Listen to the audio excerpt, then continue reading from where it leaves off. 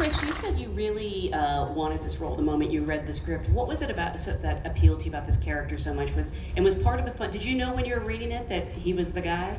Well, I like the character a lot, but at the end of the day, if you don't have a good storyteller, you don't have a good movie. So as much as I liked the role, I liked Ryan more than the role itself. And so, I think the goal of any actor is to work with good storytellers. And so the real appeal was truly Ryan, at the end of the day. And I really love the writer-director combos. That's always a nice comfort as an actor when you get that as a real...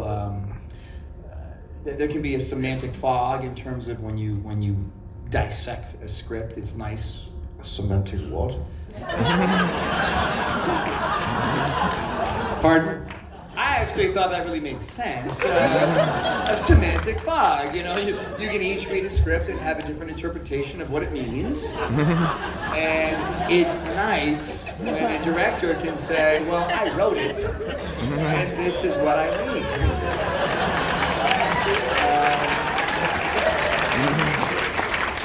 Does he just torture you like this together? Or? But you let him have it. You let him have it. He's really cute. So for me, I mean, as much as I like the role, to me, the appeal was Ryan, and I was just honored that he let me have a seat at the table. Mm-hmm. I mean, again, you've also... No, pick up that mic if you're going to do that. Yes. Some of it will just be for us. All right, you're going to move here. You and I are going to trade spots. Oh, wait, no, then you're still next to him. Never mind. That doesn't make any sense. There's two.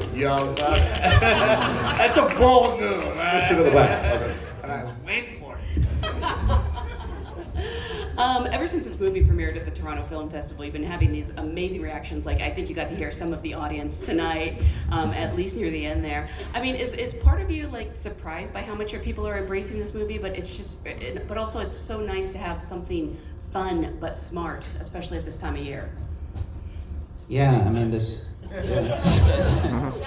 Yeah, I mean, this this movie was made to. I sat in the back, and the last 20 minutes I was sitting in with you guys, and it's just such a pleasure to hear you guys having fun and hear you guys enjoying it. That's why we all got in this, and that's what this movie was made for. Is just let's make a movie that just you can go to and have a blast with a big theater full of people. That was the whole point. So and it's all these guys who pulled it off.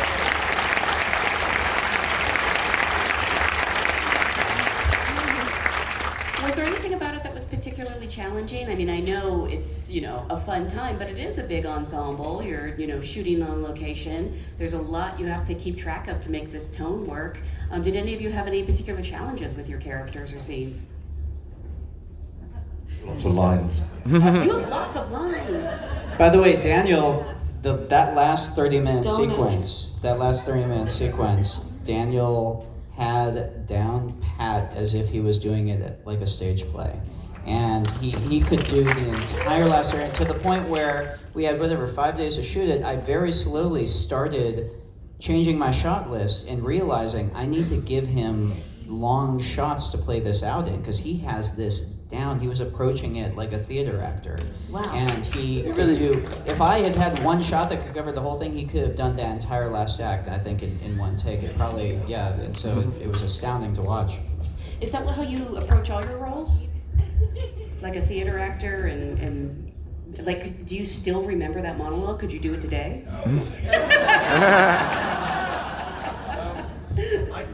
I suppose what it was because it's supposed to, it's written to cut back and forth with the events, and I was really concerned that I'd sort of do a bit, stop, and then we'd be in the sort of studio later on doing voiceover of that bit, and it wouldn't match, and it would be annoying, and it wouldn't be the same performance, and I was like, I've got to learn the whole lot. And I said, I don't care if you film me or not, but at least record me, so that you have a continuity of my voice going through. That's what concerned me. I just thought, I hate doing ADR, and I hate being, it's a sort of, Oh, you're very nice. You really do. He really does deserve. It's not easy to. It's a huge scene, and as an actor, it's you want continuity, and it's not easy to do what he did. It really it's just a challenge in front of your peers, having you have to come to set Judgment. doing the scene. It really is. It really is an incredible challenge, and he really rose to it. You deserve credit for that. I'm glad that actually we're speaking about that, because even watching it, I was having anxiety about what I would have to do, confronted with that challenge, and you really deserve credit, because it's an enormous scene with so much dialogue, and it does cut in and out of so many flashbacks. I mean, you've all seen the movie now, and it just he did it all at once in front of not just his cast but the crew, and consistently over and over and over again. When you have, look, I mean, not just sort of like this, but you have to this standard in front of you, the lineup here, you have to kind of pull it out of the bag, because it's just like, I mean, look at them, they're just, it's too much talent up here. Come on, man, you do some, come on, give it up. Let's just give it to him.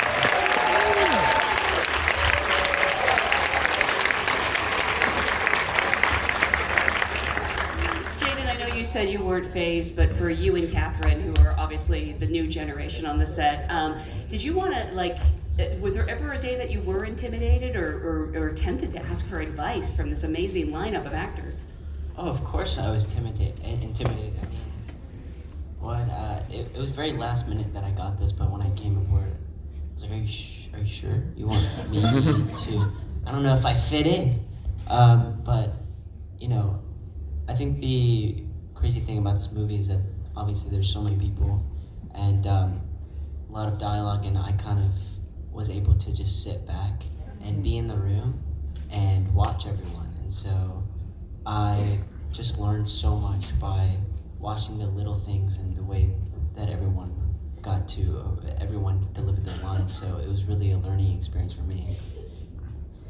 Catherine? Although I would say that this is the part, because you could have just sat there and whatever, but I do with my son twice now, but you were always trying to find things to do and say, and you didn't just sit there and zone out like you just said. You were really paying attention. You came up with good improv too. I mean, Anchor Baby, that was you.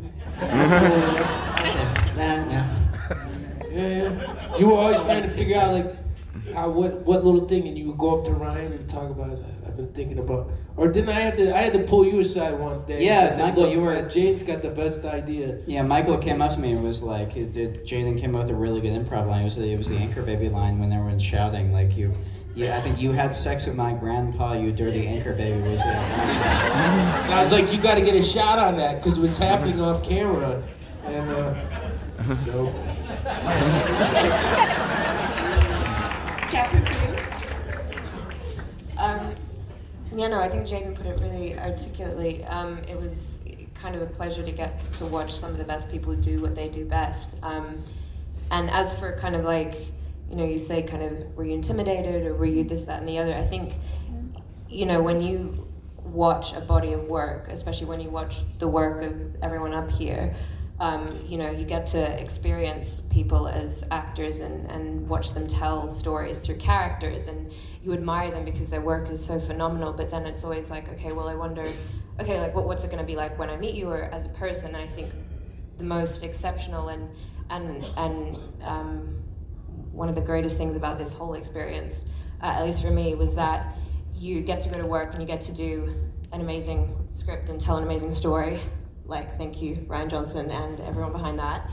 And then you get to go to work with these people, and then in between takes, you also get to talk to really beautiful, wonderful, lovely people. And that, for me, has been really special, is that everyone up here is a wonderful person, a humble person, and just made this whole experience so great. And just, Can I say one thing? This is a room of actors? Yeah. Mm-hmm. Okay, so the truth of the matter is, we all want the same thing.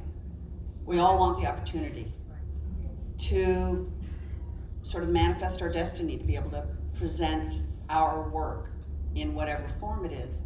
And so it's a great privilege. And here we are, we're sitting up here, and you guys are there and we're here, and it's, but the truth is we're all the same thing. We all want the same thing. We all go into it with the same intention.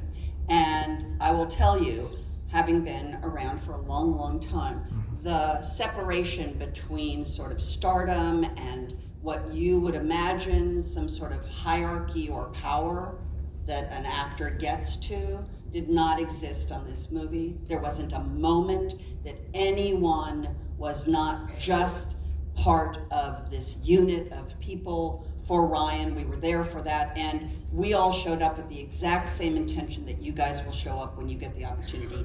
And that is really the goal here. It's the art, the beautiful connection between people.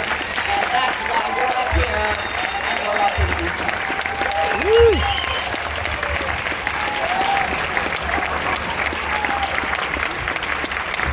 Be done now.